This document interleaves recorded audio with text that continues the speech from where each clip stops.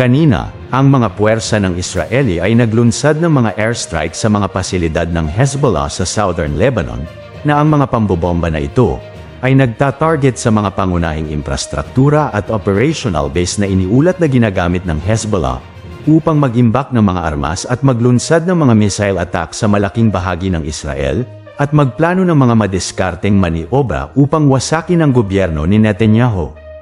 Ang operasyong ito ay nagresulta sa hindi bababa sa 21 na mandirigma ng Hezbollah ang kumpirmadong nasawi, at may mga sibilyang iniulat na nasugatan sa mga pag-atake na ito ng IDF, na minarkahan ng isa sa mga pinakamatinding araw sa katimugang Lebanon.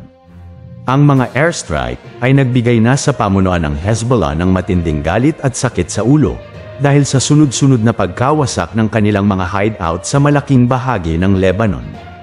Ang Heret Seida, isang lugar sa Lebanon na tahimik, subalit isa na ngayon sa mga pugad ng Hezbollah at pahingahan ng mga senior commander ng grupo. Ang lugar na ito ay walang sawang pinasabog ng Israeli Defense Forces upang gawing abo ang maraming terorista, na nagresulta sa pagkasawi sa 9 na mga militanteng grupo, at pagkasugat sa 38 na mga sibilyan na hindi umalis sa lugar habang nakipagbakbakan ang militar ng Israel sa mga militanteng Hezbollah. Sa Ain Bal naman, isang lugar na tahimik subalit namataan ng drone ang maraming terorista na umaaligid sa bayan na ito, na humantong sa matinding bakbakan ng magkabilang panig, at pagkasawi sa hindi bababa sa 16 na mga terorista, kabilang na ang 3 manggagawang pang-emergency na kaanib ng Hezbollah. Hindi rin nakaligtas ang bayan na ito sa katimugang bahagi ng Lebanon, na walang humpay na pinasabog ng Israel ang maraming pasilidad na pinagtataguan ng Hezbollah, isang paraan sa pagpasabog sa kanilang mga lungga upang bigyan ito ng malaking presyon sa gitna ng labanan.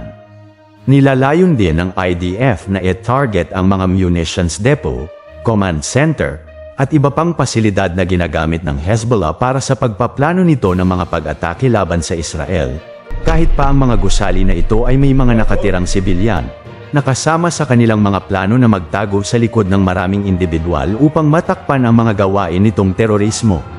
Ang patuloy na kampanyang militar ng Israeli Defense Forces laban sa mga militanteng Hezbollah ay humantong na sa malawak na pinsala sa buong katimugang Lebanon, na sa nakalipas na mga linggo, ang Israel ay nagsagawa ng maraming mga airstrike at mga operasyon sa lupa, na naiulat na nagresulta sa pagkasira ng maraming mga gusali na nauugnay sa mga kakayahan ng militar ng Hezbollah. Ipinahiwatig ng mga ulat na may higit na sa 3,600 na mga istruktura ang pinasabog ng IDF sa loob lamang ng buwang ito, bilang bahagi ng kanilang mga operasyon sa pagwalis ng terorismo sa gitnang silangan. Samantala, matapos ang pag-atake ng Israel sa malaking bahagi ng Iran, at ang pagwasak ng IDF sa mga pasilidad ng militar ni Ali Khamenei, ang Iran ay nagluluksa ngayon dahil sa pagkasawi ng kanilang 4 na miyembro ng Air Defense Forces. Ang Supreme Leader ng Iran ay nagpahayag tungkol sa kanilang karapatang tumugon ng walang pag-alinlangan, na sinabi nito na ang Iran ay may karapatang gumanti sa pagsalakay ng Israel, na kinundena niya ang mga pag-atake bilang isang paglabag sa internasyonal na batas, na ang mga naturang mga aksyon ay hindi mawawala ng kasagutan, na mahigpit nitong kinokondena ang kriminal di umano na mga pag-atake sa mga sentro ng militar ng Iran, na humantong sa pagkawasak sa nuclear test site at mga pandigmang kagamitan ng IRGC. Ang presidente ng Iran na si Masoud Pezeshkian ay nagpahayag ng galit sa Israel, na iginiit niya na ang Iran ay tiyak na maglulunsad ng mga panibagong pag-atake patungo sa lungsod ng Tel Aviv, bilang ganti sa pagwasak ng IDF sa mga pasilidad ng militar ng Iran.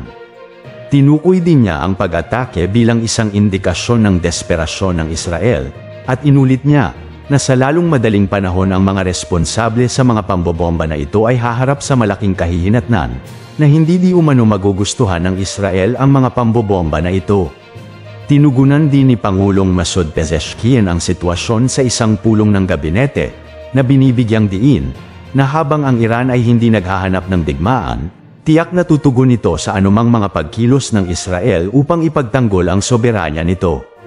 Ang mensaheng ito ay sumasalamin sa isang mas malawak na pinagkasunduan sa mga pinuno ng Iran, na ang isang malakas na tugon ay kinakailangan upang hadlangan ang mga pag-atake ng Israel sa hinaharap.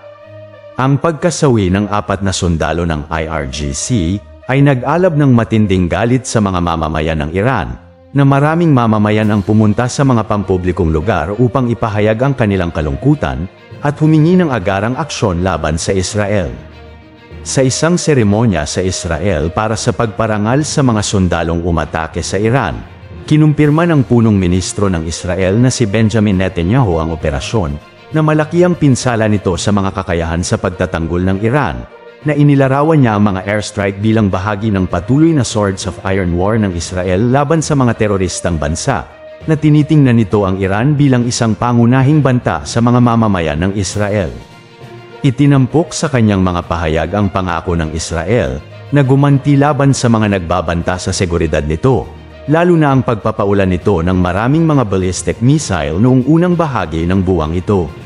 Sa kanyang talumpati, ipinarating ni Netanyahu ang isang malinaw na mensahe sa Iran, na ang mga humahampas sa amin ay hahampasin din ng Israel, upang ipakita sa Iran na hindi natatakot ang Israel sa kakayahan ng Iran pagdating sa pangmatagalang digmaan. Ang assertion na ito ay sumasalamin sa matagal ng doktrina ng Israel, kung saan ang mga tugon ng militar nito ay naglalayong wasakin ang mga higanteng kalaban, at pigilan ang higit pang pagsalakay ng Iran patungo sa Tel Aviv, lalo na ang mga proxy nito. Binigyang diin niya na ang Israel ay patuloy nakikilos ng tiyak laban sa anumang mga banta na nagmumula sa Iran o sa mga kaalyado nitong terorista sa Middle East. Binalangkas din niya ang mga airstrike sa loob ng makasaysayang konteksto, na kinakailangang mabuwag ang pagkakahanay ng Hezbollah sa Iran, sa pamamagitan ng pagbomba sa mga pagawaan ng mga armas sa Tehran, upang hindi na ito makapag-supply pa ng mga karagdagang tulong militar sa mga militanteng grupo. Ang resulta sa mga pambobomba ng Israel sa Iran ay nagpapataas ng mga pangamba sa mas malawak na labanan sa rehiyon, na iminumungkahi ng mga eksperto na ang Iran ay maaaring maghihiganti para sa pagkasawi ng mga sundalo nito, na dapat maging handa ang Israel sa posibleng malakas na tugon ng Iran. Ang maselang balanse sa pagitan ng pagpapakita ng lakas at pag-iwas sa ganap na digmaan ay magiging mahalaga para sa parehong mga bansa na nagsusulong ng kanilang mga karapatan sa pagtatanggol. Bilang conclusion, ang mga airstrike ng Israel sa katimugang Lebanon ay kumakatawan sa isang makabuluhang pagtaas sa mga operasyong militar nito laban sa Hezbollah.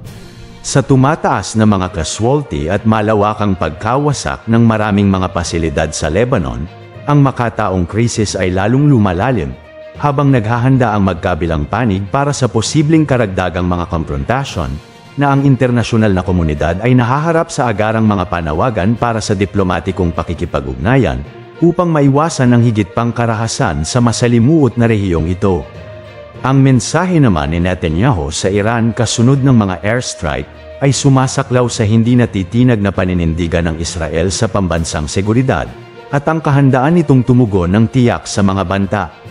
Habang patuloy na umaapoy ang mga tensyon sa pagitan ng dalawang bansa, ang potensyal para sa karagdagang pakikipag-ugnayang militar ay napakalaki, na ang sitwasyon ay nananatiling tuloy-tuloy, na ang magkabilang panig ay nagpapakita ng kanilang mga kakayahan sa militar na posibleng humantong sa pangmatagalang digmaan sa magulong geopolitical landscape na ito.